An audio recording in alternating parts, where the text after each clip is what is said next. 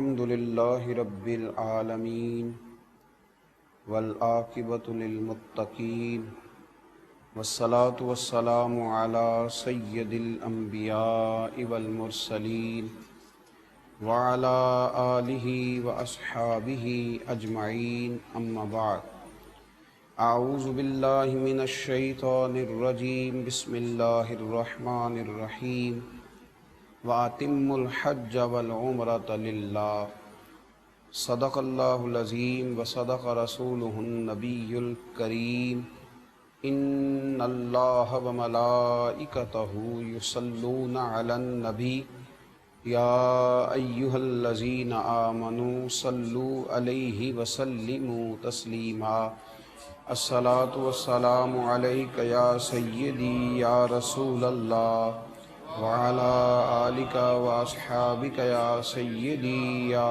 حبيب الله الصلاة والسلام عليك يا سيدي يا رحمة للعالمين وعلى آلك وأصحابك يا سيدي يا خاتم النبيين اللهم صل على سيدنا ومولانا محمد معدن الجود والكرم وآله وصحبه وبارك وسلم۔ حمد و صلات کے بعد آج کی اس نشست میں ہم اسلام کی بہت بڑی عبادت حج بیت اللہ کے فضائل بیان کریں گے۔ کسی بھی چیز کے فضائل کو بیان کرنے سے مقصود یہ ہوتا ہے کہ لوگوں کے دلوں میں اس چیز کے لیے جذبہ پیدا ہو، شوق پیدا ہو، تڑپ پیدا ہو، اور انسان کے دل کا، اس کی روح کا اور اس کے مزاج کا میلان اس چیز کی طرف بڑھ جائے۔ اور فضائل کو اس لیے بھی بیان کیا جاتا ہے کہ وہ لوگ جو اللہ تبارک و تعالیٰ کے گھر کا قصد اور ارادہ رکھتے ہیں اور جو اس جانب سفر کر رہے ہیں، ان کے دلوں میں یہ بات پیدا ہو کہ وہ کتنے عظیم کام کے لیے جا رہے ہیں، اور انہیں یہ احساس پیدا ہو کہ اللہ تبارک و تعالیٰ نے انہیں کتنی بڑی نعمت سے سرفراز فرمایا ہے۔ حج اسلامی عبادات کے اندر ایک بہت بڑی عبادت ہے۔ قرآن مجید فرقان حمید سورۃ البقرہ کے اندر اللہ کریم نے فرمایا وَأَتِمُّوا الْحَجَّ وَالْعُمْرَةَ لِلَّهِ، فرمایا پورا کرو حج اور عمرہ اللہ کے لیے، اللہ کی رضا کے لیے حج اور عمرے کو پورا کرو۔ اس میں تمہاری رضا، تمہاری نیت، تمہارا ارادہ فقط اللہ تعالیٰ کی رضا کا ہونا چاہیے۔ ویسے تو تمام اسلامی عبادات کا ماحصل اور ان کا فلسفہ یہی ہے کہ اس میں اللہ تعالیٰ کی رضا کو پیش نظر رکھا جائے، لیکن یہاں حج اور عمرے کے معاملے میں بالخصوص جس چیز کی طرف زیادہ توجہ دلائی گئی وہ یہ ہے کہ تم نے یہ کام للہ، اللہ کے لیے کرنا ہے۔ یہ ایک ایسی عبادت ہے جس کا بہت زیادہ لوگوں تک خبر پہنچ جاتی ہے کہ فلاں آدمی عمرے کے لیے جا رہا ہے، حج کے لیے جا رہا ہے۔ ڈھیر سارے لوگ اس سے آگاہ ہو جاتے ہیں۔ ظاہر ہے انسان کو ڈیوٹی سے چھٹی کرنی ہے، جو روٹین کے وہ کام کرتا ہے وہ سارے کام اس نے چھوڑنے، گھر کے اندر وہ موجود نہیں ہے، گلی محلے کو، آنے جانے والے احباب کو جن سے وہ روز ملتا تھا، ان سب کو خبر ہو جاتی ہے کہ وہ حج کے لیے یا عمرے کے لیے گیا ہوا۔ اتنے سارے لوگوں کے درمیان اس نیت کی حفاظت سب سے پہلے ضروری ہے کہ میں اگر حج کرنے جا رہا ہوں تو اللہ کی رضا کے لیے جا رہا ہوں۔ اس میں کسی قسم کی کوئی نمود و نمائش، کسی قسم کا دکھلاوا، تصنع، ریاکاری، بناوٹ بالکل نہ ہونا چاہیے۔ نبی رحمت نور مجسم شفیع معظم صلی اللہ تعالی علیہ وآلہ وسلم نے حج کے جب فضائل بیان کیے اور حج بیت اللہ کی سعادت حاصل کرنے والوں پر اللہ کے انعام کو جب میرے حبیب کریم علیہ السلام نے بیان فرمایا تو بخاری، مسلم، ابن ماجہ اور ترمذی شریف کے اندر حدیث مبارکہ موجود ہے۔ حضرت ابو ہریرہ رضی اللہ تعالیٰ عنہ ارشاد فرماتے ہیں کہ نبی کریم صلی اللہ تعالیٰ علیہ وسلم کو میں نے خود ارشاد فرماتے ہوئے سنا کہ حضور فرمانے لگے جس نے حج کیا اور حج کے اندر کوئی فحش کام نہیں کیا، کوئی برا کام نہیں کیا، تو وہ جب واپس لوٹے گا تو گناہوں سے اسی طرح پاک ہو جائے گا جس طرح آج اپنی ماں کے پیٹ سے پیدا ہوا ہے۔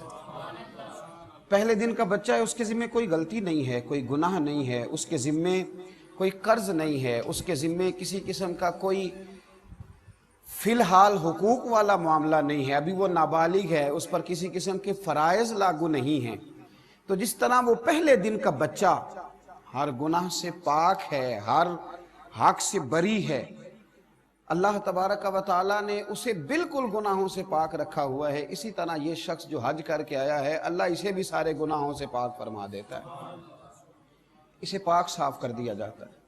اب اس کا ذمہ ہے کہ یہ واپس لوٹے تو حقوق العباد کو ادا کرے، یہ محسوس کرے کہ اللہ تبارک و تعالیٰ نے اب مجھے معاف فرما دیا ہے، اب مجھے پھونک پھونک کر قدم رکھنا ہے، اب مجھے یہ احساس پیدا کرنا ہے کہ میں وہ شخص ہوں جو اللہ کے گھر سے ہو کے آیا ہوں، میں وہ شخص ہوں جو میدان عرفات میں رک کر کے آیا ہوں، جو مینا مزدلفہ کی حاضری سے واپس لوٹا ہوں، جس نے بیت اللہ کا طواف کیا ہے، اور میں وہ سعادت مند ہوں جسے مصطفیٰ کریم نے اپنے روضے پر کھڑے ہونے کا موقع عطا فرمایا ہے۔ اس ذوق کے ساتھ یہ واپس لوٹے اور اس شوق کے ساتھ یہ جائے کہ اس کو بدلنا ہے، اس کو بدلنا ہے۔ ہمارے ایک بزرگ تھے، ایک صاحب حج کے لیے جانے لگے تو ان سے کہنے لگے کہ میاں بوڑھے بھی ہو گئے ہو، عمر کا تقاضا بھی ہے، تو داڑھی شریف کیوں نہیں سجا لیتے؟ کہنے لگے میں جا رہا ہوں انشاءاللہ وہاں سے رکھ کے آؤں گا۔ یہ بھی بہت قیمتی بات ہے، اور بزرگ کسی کو نصیحت بھی کرتے ہیں تو نصیحت بھی اس طرح کرتے ہیں کہ بات دل میں اترنی چاہیے، بندہ قائل ہو جانا چاہیے، گھائل نہیں ہو جانا چاہیے۔ تو کہا بھئی داڑھی رکھ لو، کہنے لگے میں حضرت وہاں سے رکھ کے آؤں گا، حج کے لیے جا رہا ہوں۔ حضرت نے مسکرا کر تھپکی دی، فرمایا بات تمہاری بھی ٹھیک ہے، پر کیا ہی اچھا ہو کہ تم یہاں سے رکھ کے جاؤ اور حضور کی بارگاہ میں وہی چہرہ لے کے جاؤ جو میرے مصطفیٰ کریم کو پسند ہے، یہ کیا اس سے بھی زیادہ اچھا ہو؟ تو جب ہم ساری تیاریاں کر رہے ہوتے ہیں حج کی، تو ہمیں یہ احساس بھی اس میں ضرور ہونا چاہیے کہ میں اگر گھر والوں کا خرچہ دے کے جا رہا ہوں اس لیے کہ میں اپنے گناہ معاف کرانے جا رہا ہوں، تو مجھے کچھ حقوق العباد کا بھی خیال رکھ کے جانا چاہیے، مجھے قرضے بھی ادا کرنے کی کوشش کرنی چاہیے، میرے ذمے جن لوگوں کے حقوق ہیں مجھے وہ بھی ادا کرتے ہوئے رخصت ہونا چاہیے۔ یہ سارا احساس بھی ہمارے دلوں کے اندر پیدا ہونا چاہیے، اس لیے کہ جب ہم نے واپس لوٹنا ہے تو ہمارے گناہ رب کریم نے اپنے فضل سے معاف فرما دینے۔ اب جب گناہوں کی معافی ہو جائے گی تو ظاہر ہے کہ حقوق العباد کا معاملہ ایسا ہے جس کے لیے کوشش کرنا پڑتی ہے۔ تو اللہ کے محبوب صلی اللہ علیہ وسلم نے حج کے فضائل کو بیان کیا۔ بعض احادیث ایسی ہوتی ہیں جن میں رکت ہوتی ہے، جن میں ذوق ہوتا ہے، جن میں بیان کرنے والے پر ایک کیفیت طاری ہوتی ہے۔ حضرت سیدنا ابن شماسہ رضی اللہ تعالیٰ عنہ، یہ رسول کریم صلی اللہ علیہ وسلم کے صحابی ہیں، یہ فرماتے ہیں کہ حضرت سیدنا عمر بن عاص رضی اللہ تعالیٰ عنہ کے ہاں ہم حاضر ہوئے، حضرت عمر بن عاص کے ہاں ہم پہنچے، حضرت ابن شماسہ کہتے ہیں، اور فرماتے ہیں ہم اس وقت پہنچے جب ان پر نزع کا عالم طاری تھا، جب وہ دنیا سے جا رہے تھے، اس وقت ہم ان کی بارگاہ میں حاضر ہوئے۔ کہتے ہیں وہ کافی دیر تک روتے رہے اور کہنے لگے، روتے روتے ایک بات سنانے لگے، یہ عام آدمی بات نہیں سنا رہا، ایک تو صحابی ہیں اور دوسری کمال کی بات یہ ہے کہ دنیا سے رخصت ہو رہے ہیں۔ حضرت ابوبکر صدیق رضی اللہ تعالیٰ عنہ فرمایا کرتے تھے کہ یہ ایسا وقت ہوتا ہے دنیا سے جاتے ہوئے کہ بہت بڑا جھوٹا بھی سچ بولنا شروع کر دیتا ہے، دنیا سے جانے لگتا ہے تو بہت بڑا جھوٹا بھی سچ بولتا ہے۔ حضرت عمر بن عاص رضی اللہ تعالیٰ عنہ رونے لگے، اور جناب نے ابن شماسہ رضی اللہ تعالیٰ عنہ فرماتے ہیں وہ کہنے لگے کہ میری تیمارداری کرنے آنے والوں تمہیں ایک بات نہ سناؤں؟ ہم نے کہا محبوب کریم علیہ السلام کے غلام سنائیے۔ تو حضرت عمر بن عاص رضی اللہ تعالیٰ عنہ فرمانے لگے جب اللہ تعالیٰ نے میرے دل کے اندر اسلام کا شوق پیدا کیا، جب اللہ نے میرے دل میں ہدایت کا نور پیدا کیا تو میں نبی کریم کی بارگاہ میں بیعت کے لیے حاضر ہوا۔ فرماتے ہیں میں نے حضور کی بارگاہ میں عرض کی یا رسول اللہ میں کلمہ پڑھنے آیا، مجھے بیعت اسلام کی سعادت عطا کریں۔ تو کہتے ہیں نبی کریم علیہ السلام نے مجھ سے فرمایا ہاتھ بڑھاؤ۔ کہتے ہیں میں نے ہاتھ آگے بڑھانے کی بجائے ہاتھ روک لیا۔ محبوب دو عالم صلی اللہ تعالیٰ علیہ وسلم نے فرمایا عمر بن عاص ہاتھ روک لیا ہے۔ عرض کی یا رسول اللہ ایک بات دل میں آ گئی۔ حضور ایک عرض ہے، شرط نہیں، ایک عرض ہے۔ محدثین نے شرط کے لفظ بھی لکھے ہیں، حضور ایک پینے کو تو پی لوں گا پر عرض ذرا سی ہے۔ یا رسول اللہ میں کلمہ پڑھتا ہوں پر ایک عرض ہے۔ حضور صلی اللہ علیہ وسلم نے فرمایا کیا عرض کی؟ حضور جب پلٹ کر پچھلی زندگی کو دیکھتا ہوں تو خطائیں بہت زیادہ ہیں، کمزوریاں بڑی ہیں۔ یا رسول اللہ صلی اللہ تعالی علیہ وسلم، نامہ اعمال کے اندر جو لسٹ ہے اس میں گناہوں کی فہرست بہت لمبی ہے۔ یا رسول اللہ صلی اللہ علیہ وسلم، کیا میں آپ کی زبان فیض ترجمان سے یہ سن سکتا ہوں کہ اللہ میرے پچھلے گناہ معاف کر دے گا؟ حضور آپ مالک جنت ہیں، کیا مجھے یہ بشارت نصیب ہو سکتی ہے؟ تو حضرت عمر بن عاص رضی اللہ تعالیٰ عنہ فرمانے لگے، میرے محبوب کریم علیہ السلام نے مجھ سے فرمایا کہ اے عمر تمہیں پتہ نہیں، کیا تمہیں خبر نہیں کہ جب کوئی آدمی کلمہ پڑھ لیتا ہے تو اللہ اس کے پچھلے سارے گناہ معاف کر دیتا ہے؟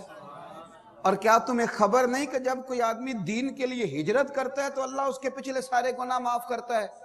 اور کیا تمہیں خبر نہیں کہ جب کوئی بیت اللہ شریف کا حج کر لیتا ہے تو اللہ اس کے پچھلے سارے گناہ معاف فرما دیتا ہے؟ تو حضرت عمر بن عاص رضی اللہ تعالیٰ عنہ اس فضیلت کو، اس بات کی اہمیت کو سمجھیے کہ حج بیت اللہ کی فضیلت کو حضرت عمر بن عاص رضی اللہ تعالیٰ عنہ اپنے مرض وصال میں بیان، اور صرف حضرت عمر بن عاص نہیں بلکہ حضرت زازان رضی اللہ تعالیٰ عنہ بیان کرتے ہیں۔ دیکھیے کتنے خوبصورت نام ہیں حضور کے غلاموں کے۔ حضرت زازان رضی اللہ تعالیٰ عنہ بیان کرتے ہیں کہ حضرت ابن عباس رضی اللہ تعالیٰ عنہ حضور کے چچا زاد ہیں، فرماتے ہیں وہ بھی جب شدید بیمار ہوئے تو انہوں نے اپنے بچوں کو بلایا اور سب کو اپنے پاس جمع کیا۔ آخری وقت پتہ ہے ہمارے ہاں لوگ کیا وصیتیں کر رہے ہوتے ہیں، فلاں مکان فلاں کا ہے، فلاں جائیداد فلاں کی ہے، فلاں پیسے فلاں کے، یہ سونے کی بالیاں فلاں کی ہیں، اور فلاں جگہ پڑا زیور فلاں کا ہے۔ تو حضرت ابن عباس شدید بیمار ہیں، بچوں کو بلایا اور وصیت کیا کرتے ہیں؟ کہتے ہیں میرے بچوں، میں نے نبی کریم علیہ السلام سے ایک بات سنی ہے، میں جاتے ہوئے تمہیں بتا کے جانا چاہتا ہوں۔ عرض کی ابا جی بتائیے، دادا جی بتائیے۔ تو حضرت ابن عباس فرمانے لگے رسول اللہ صلی اللہ علیہ وسلم نے ارشاد فرمایا جو شخص مکہ مکرمہ سے پیدل حج کے لیے نکلا حتیٰ کہ حج کر کے واپس لوٹ آیا، اللہ تبارک و تعالی اس کے ہر قدم کے عوض 700 نیکیاں لکھتا ہے، اور اس کی ہر نیکی حرم کی نیکی کے برابر ہے۔ تو بچوں نے فوراً عرض کیا کہ ابا جی وہ حرم کی نیکی بھی بتا دیں کتنی ہوتی ہے۔ عرض کی، ارشاد فرمایا کہ جب تم میں سے کوئی مکہ مکرمہ کا رہنے والا مکہ سے نکلا، اور یہاں محدثی نے یہ بھی لکھا ہے کہ جب ہم جا کے وہاں قیام کر لیتے ہیں اور پھر مکے سے پیدل اگر جاتے ہیں تو یہ ساری فضیلت ان لوگوں کو بھی حاصل ہوگی۔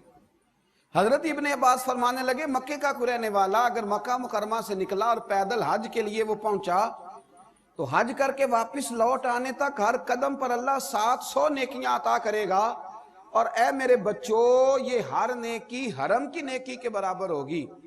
اور اس کی ابا جی حرم کی نیکی بھی بتا دیں۔ فرمایا ایک نیکی 1 لاکھ کے برابر ہے، گویا اللہ اسے ایک قدم پر 7 کروڑ نیکیاں عطا فرمائے گا، ہر قدم پر اللہ اسے 7 کروڑ نیکیاں عطا فرمائے گا اللہ کریم اسے۔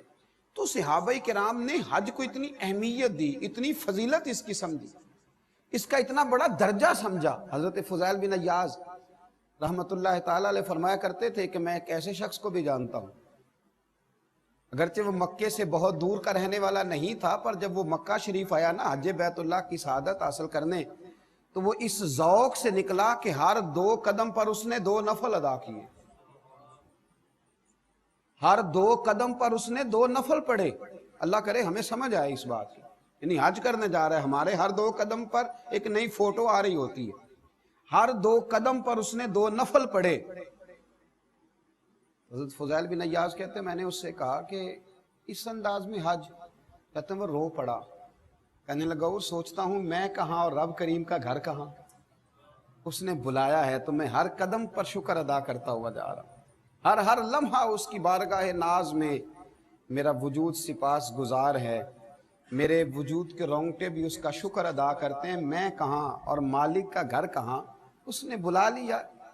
تو حج بیت اللہ اتنی عظمت اور اتنی فضیلت والی چیز کہ میرے نبی رحمت نور مجسم شفیع معظم صلی اللہ تعالی علیہ وآلہ وسلم کے پیارے اور لاڈلے نواسے حضرت امام حسن بن علی رضی اللہ تعالی عنہما فرماتے ہیں کہ ایک شخص نا نبی کریم علیہ السلام کی بارگاہ میں حاضر ہوا تو اس نے عجیب ہی سوال پوچھ لیا۔ امام حسن روایت کرتے ہیں، عرض کرنے لگا یا رسول اللہ صلی اللہ علیہ وسلم میں ایک کمزور دل آدمی اور ضعیف بھی ہوں، تو یا رسول اللہ میں سخت کام نہیں کر سکتا، میں جہاد وغیرہ نہیں کر سکتا، ایک تو میں ضعیف ہوں اور دوسرا دل کا بڑا کمزور ہوں، میرے ذمہ سخت کام نہیں ہونا چاہیے، تو حضور کوئی ایسا کام، جہاد کا مجھے شوق ہے پر میں کر نہیں سکتا، کمزور دل ہوں، تو میرے حبیب کریم علیہ السلام نے فرمایا میں تمہیں ایسے جہاد کی طرف نہ لے چلوں، ایسے جہاد کی طرف تمہاری رغبت نہ دلاؤں جس میں ہتھیار ہی نہ اٹھانا پڑے اور جہاد بھی ہو جائے۔ عرض کی حضور وہ کون سا جہاد ہے؟ فرمایا جا کے بیت اللہ شریف کا حج کر کے آ، یہ ایسا جہاد ہے کہ جس میں تلوار بھی نہ اٹھانی پڑے گی لیکن تمہیں مجاہد فی سبیل اللہ کا اجر دے دیا جائے گا۔ میرے نبی کریم صلی اللہ تعالی علیہ وسلم نے حج کے فضائل بیان کیے۔ دیکھیں نا، اگر حضور کی زبان سے کسی چیز کا خالی نام بھی نکل جائے تو وہ بڑی شانوں والی ہو جاتی ہے۔ قرآن مجید کسی چیز کا اشارتاً بھی تذکرہ کر دے تو وہ شانوں والی ہو جاتی ہے۔ تو حج کتنی عظیم عبادت ہے جس کے جگہ جگہ میرے نبی پاک نے فضائل بیان فرمائے۔ حج کتنی عظیم عبادت ہے جس کے جگہ جگہ میرے نبی پاک نے فضائل بیان فرمائے، اور حضور نے ترغیب دلائی، نبی پاک صلی اللہ تعالی علیہ وسلم نے ترغیب دلائی۔ اور ایک حدیث تو ایسی ہے کہ جھوم جاتا ہے انسان کا وجود، اس کی روح جھوم جاتی ہے۔ کوئی کہتا ہے میں فلاں سیاسی جماعت ہوں، کوئی کہتا ہے میں فلاں سیاسی جماعت ہوں، کوئی کہتا ہے میں فلاں صوبے کی جماعت ہوں، کوئی کہتا ہے میں کچھ ہوں۔ حضرت جابر ابن عبداللہ رضی اللہ تعالیٰ عنہ فرماتے ہیں کہ نبی کریم صلی اللہ علیہ وسلم نے فرمایا حج اور عمرہ کرنے والے اللہ کی جماعتیں ہیں۔ اللہ اکبر، یہ کس کی جماعت ہے؟ اللہ اکبر، حج اور عمرہ کرنے والے یہ اللہ کی جماعت ہیں، حج اور عمرہ کرنے والے۔ اور کیا خوبصورت لفظ ہیں حدیث پاک کے، اللہ کرے یہ دلوں میں بیٹھ جائیں، اور پھر روح جو ہے وہ آواز نکالے گی کہ یا اللہ جلدی جلدی حج کی سعادت عطا فرما۔ فرمایا حج اور عمرہ کرنے والے اللہ کی جماعتیں ہیں، فرمایا اللہ ان کو بلاتا ہے، یہ حاضر ہوتے ہیں، تو وہ جو اس سے مانگتے ہیں رب اپنے فضل سے انہیں عطا کرتا ہے۔ یہ اللہ کی جماعتیں ہیں، اللہ بلاتا ہے تو حاضر ہوتے ہیں، اور پھر جو مانگتے ہیں رب اپنے فضل سے۔ اور ایک حدیث پاک میں تو حضور صلی اللہ تعالی علیہ وسلم نے یوں بھی ارشاد فرمایا جب صحابہ کرام علیہم رضوان نے عرض کیا نا یا رسول اللہ صلی اللہ علیہ وسلم حج کی فضیلت کیا ہے، تو نبی پاک علیہ السلام نے فرمایا کہ اللہ تعالیٰ کے پیغمبر حضرت داؤد علیہ السلام نے اللہ کی بارگاہ میں عرض کیا تھا الہی تیرے بندے تیرے گھر کی زیارت کو جب آتے ہیں تو انہیں کیا اجر عطا فرماتا ہے؟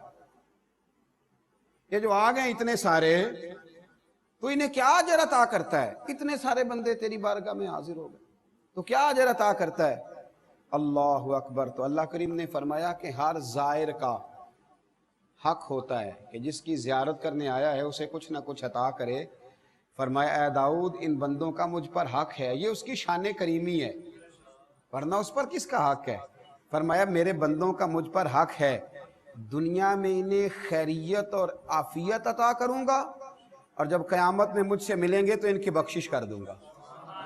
یہ جو میرے گھر کی حضرت فضیل بن عیاض ایک بڑی شاندار بات کرنے لگے۔ ایک دن حاجیوں کے نا بہت بڑے جھرمٹ کو دیکھا، بہت بڑا رش دیکھا حضرت فضیل بن عیاض، تو رونے لگے۔ ایک صاحب قریب کھڑے تھے تو کہنے لگے حضور آپ رو کیوں رہے ہیں؟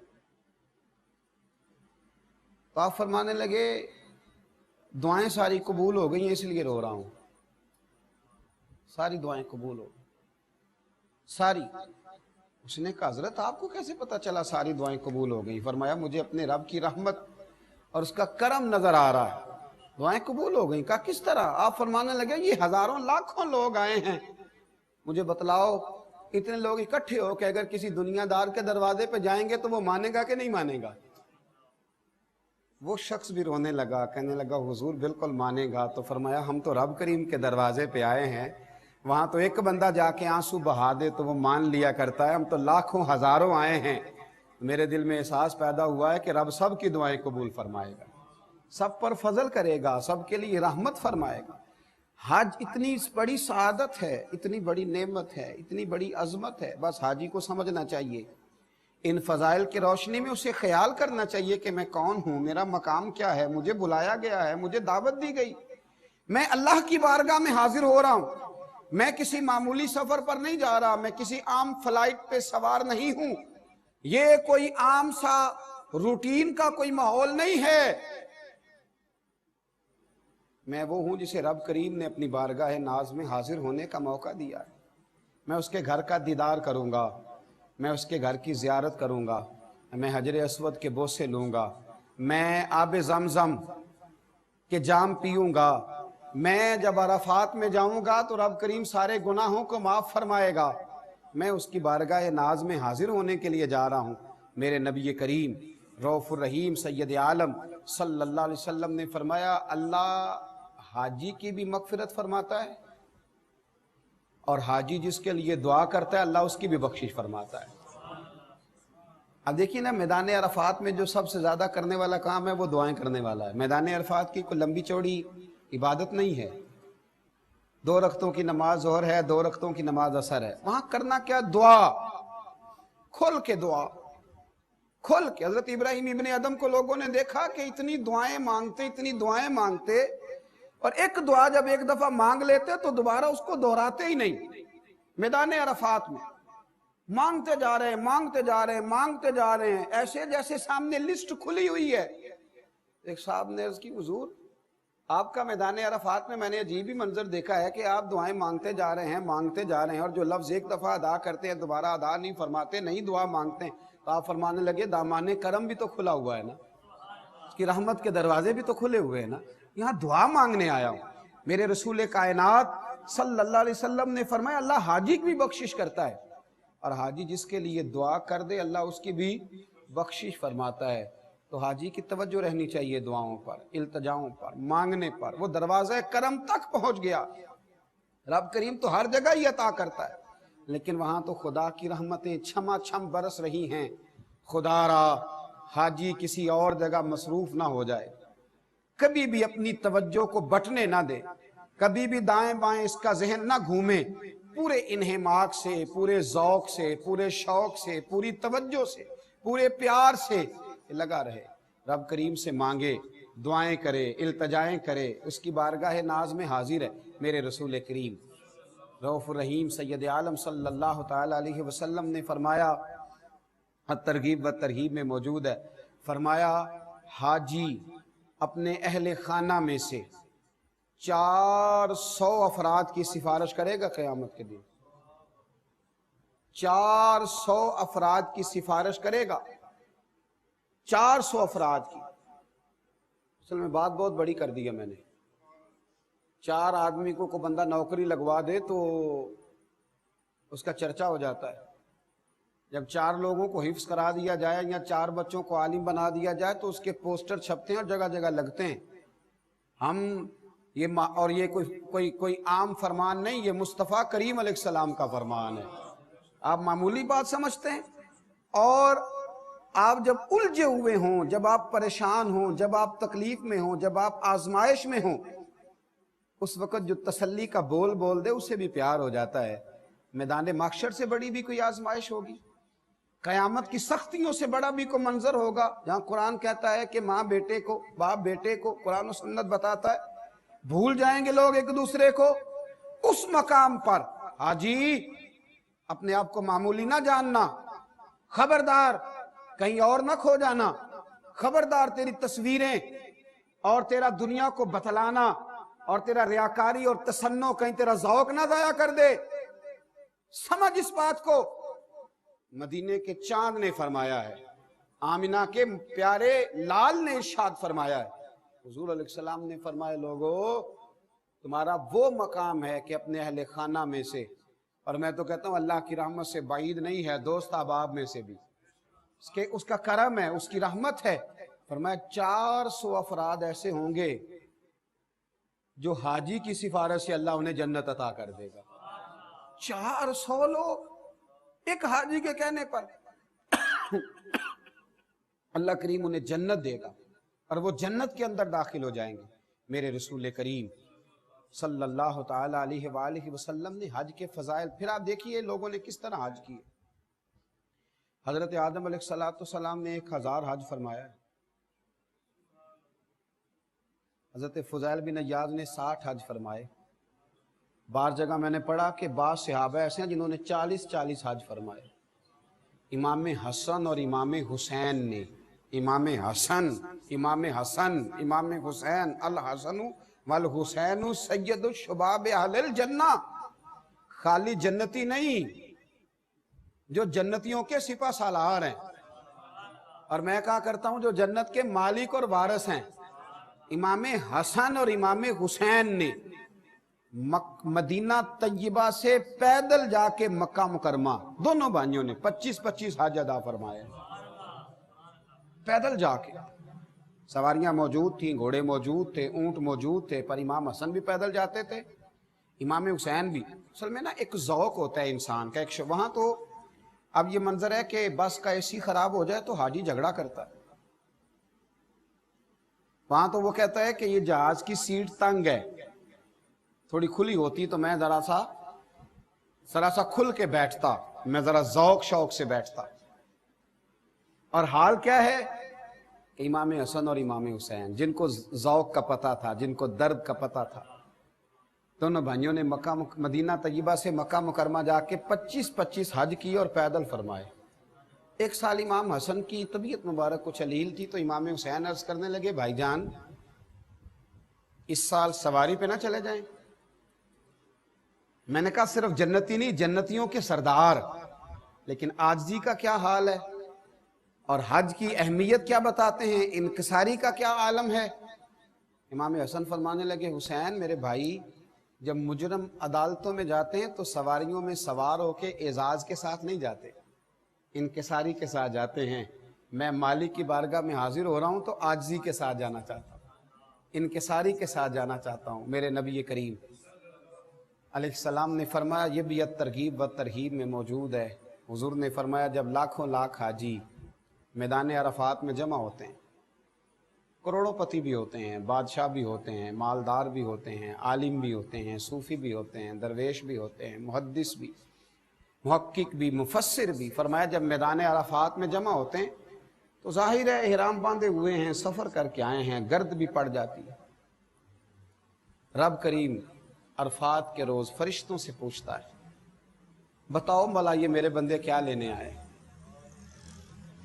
तुमने तो कहा था ना, आता जालू फीहा मैं युफसिदु फीहा, क्या तू उसे बनाएगा जो जमीन में फसाद करेगा। गोया क्या लेने आए हैं। मालदार भी हैं, साहिब इल्म फजल भी हैं, और घर में आरामदेह बिस्तर मौजूद था, क्या लेने आए। फरिश्ते अर्ज करते हैं, मालिक ये तुझे राजी करने आए। इनकी दाढ़ियों पे गर्द पड़ गई, इनके वजूद थकावट से चूर हो गए, अपनी मर्जी का खाना ना खा सके, अपनी तबीयत के मुताबिक सो न सके, पर तुझे राजी करने आए हैं। तो रब करीम फरमाता, फिर गवाह हो जाओ मैंने इन सब की बख्शिश कर दी है, मैंने इनके गुनाहों को माफ़ कर दिया, मैंने इन्हें माफ़ कर दिया है इसलिए कि ये मेरी खातर आए, इसलिए कि ये मुझे राजी करने के लिए आए हैं। मेरे रसूल करीम सल्लल्लाहु ताला अलैहि वसल्लम ने हज और उम्रे के फ़ज़ाइल के हवाले से हर पहलू को, ज़ाहिर है इंसान सफ़र करने के लिए निकला है, रास्ते में कुछ भी हो सकता है। तो मेरे नबी करीम अलैहिस्सलाम ने वहाँ भी वजाहत बयान की, हुजूर ने वहाँ भी हमें इरशाद फरमाया।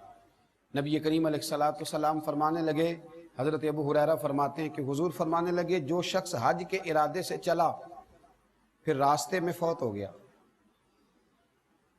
हज या उम्रे के इरादे से निकला और रास्ते में फौत हो गया, इंतकाल कर गया, तो हुजूर फरमाते हैं उसके लिए क़यामत तक बार बार हज उम्रा करने का अजर लिखा जाता है। क़यामत तक उसके लिए, तो अल्लाह के रास्ते में था ना, बार बार उसके लिए, बार बार, यानी वो हज ही करता चला जाएगा। वो यूँ समझिए कि उम्रे में ही है, वो यूँ समझिए कि उसी हालत में है, वो उसी तरह अल्लाह की बारगाह में हाजिर है। और پھر بخاری مسلم میں، ابن خزیمہ میں، دیگر کتب احادیث میں ایک ایسی حدیث بھی ہے جو کلیجہ ٹھنڈا کرتی ہے، جو روح کو توانا کرتی ہے اور اس مضمون کو مزید مضبوط کرتی ہے، مستحکم کرتی ہے، اور حج اور عمرے کی فضیلت کو دلوں میں اور زیادہ جگہ دیتی ہے۔ حضرت ابن عباس رضی اللہ تعالیٰ عنہ فرماتے ہیں کہ رسول اللہ صلی اللہ علیہ وسلم کے ساتھ میدان عرفات میں ایک صاحب وقوف کیے ہوئے تھے۔ وقوف کا مطلب ٹھہرے ہوئے تھے، میدان عرفات میں وقوف ہوتا ہے۔ وقوف کیے ہوئے تھے، اچانک اپنی سواری سے گرے اور اس کے کچلنے کے سبب انتقال کر گئے۔ ایک روایت میں یوں بھی ہے کہ وہ آ رہے تھے اور اچانک گرے گردن کے بل تو انتقال کر گئے، اور ایک حدیث میں یوں ہے بخاری مسلم میں کہ وہ سواری سے گرے، پھر سواری ان کے اوپر سے گزری، کچل دیا اس نے، ان کا انتقال ہو گیا۔ رسول اللہ صلی اللہ علیہ وسلم نے فرمایا انہیں پانی اور بیری کے پتوں سے غسل دو اور 2 کپڑوں میں کفن دو، اور ان کے سر کو نہ ڈانپنا، سر کو نہ ڈانپنا۔ کیوں بھلا؟ احرام کی حالت میں سر ڈانپنا منع ہے۔ ان کے سر کو نہ ڈانپنا، اور فرمایا خوشبو بھی نہ لگانا۔ کیوں؟ محدثین لکھتے ہیں حالت احرام میں خوشبو لگانا بھی، سر کو نہ ڈانپنا، خوشبو نہ لگانا۔ اور حضور صلی اللہ علیہ وسلم نے فرمایا بے شک یہ قیامت کے دن جب اٹھیں گے تو لبیک لبیک کہتے ہوئے اٹھیں گے، ان کی زبان پہ جاری ہوگا لبیک اللہم لبیک لبیک لا شریک لک لبیک ان الحمد والنعمت لک والملک لا شریک لک لبیک لبیک اللہم لبیک لبیک لا شریک لک لبیک ان الحمد والنعمت لک والملک لا شریک لک لبیک لبیک اللہم لبیک لبیک لا شریک لک لبیک ان الحمد والنعمت لک والملک لا شریک لک لبیک۔ فرمایا یہ لبیک پڑھتے ہوں گے، یہ اسی ذوق سے اٹھے، اسی درد سے اٹھیں گے۔ ذرا ایک منظر تو بتائیے، جب لوگ قبروں سے خوف کے عالم میں اٹھیں گے، وَإِذَا الْقُبُورُ بُعْثِرَتْ، اور جب قبریں کریدی جائیں گی تو ایک شخص حالت احرام میں اٹھے، ایک شخص حالت احرام میں اٹھے اور لبیک لبیک کہتا ہوا اٹھے۔ یہ چند سال پہلے حج سے کچھ 4-5 مہینے کے بعد ایک بزرگوں کی میت ملی میدان عرفات سے، لیکن وہ لوگ بتاتے ہیں کہ کتنے مہینے گزر گئے، احرام بھی اسی طرح وجود پہ ہے اور چہرہ بھی تر و تازہ ہے۔ بہت مہینوں کے بعد میت ملی تو رب کریم نے بتلایا کہ جو احرام کی حالت میں میدان عرفات میں چلا جائے، اگر باہر اس کا وجود سلامت ہے تو اندر بھی سلامت ہی رہے گا۔ اور حضور علیہ السلام کا یہ فرمان، اس کی صداقتیں کہ یہ شخص اپنی قبر سے بھی لبیک لبیک کہتا ہوا ہی اٹھے گا، تو جو اس رستے میں گیا، جو اس راہ چلا، جو اللہ تبارک و تعالی کے رستے کا مسافر بنا، اس کا اعزاز دیکھیے، اس کی شان دیکھیے۔ حاجی کو یہ سمجھنا ہے سب سے پہلے، اس کے لیے یہ بات ضروری ہے، اس کو یہ ازبر کرنا ہے، اس کو یہ سمجھنا ہے کہ میں اصل میں ہوں کون۔ دیکھیے جب انسان اپنا منصب سمجھ لیتا ہے، جب وہ اپنا معیار سمجھ لیتا ہے، پھر ذرا اس کے رویوں میں تبدیلی آتی ہے۔ حاجی کو یہ سمجھ لینا چاہیے کہ میں اللہ کی جماعت میں سے ہوں، میں وہ ہوں جسے رب کریم نے بلایا ہے، میں وہ ہوں جسے اس نے اتنے سارے لوگوں میں سے چنا ہے۔ بہت بڑی سعادت ہے۔ دعا فرمائے اللہ ہم سب کو موقع عطا فرمائے اور یہ ساری فضیلتیں اللہ ہمیں نصیب فرمائے۔ آخر دعوانا الحمدللہ رب العالمین۔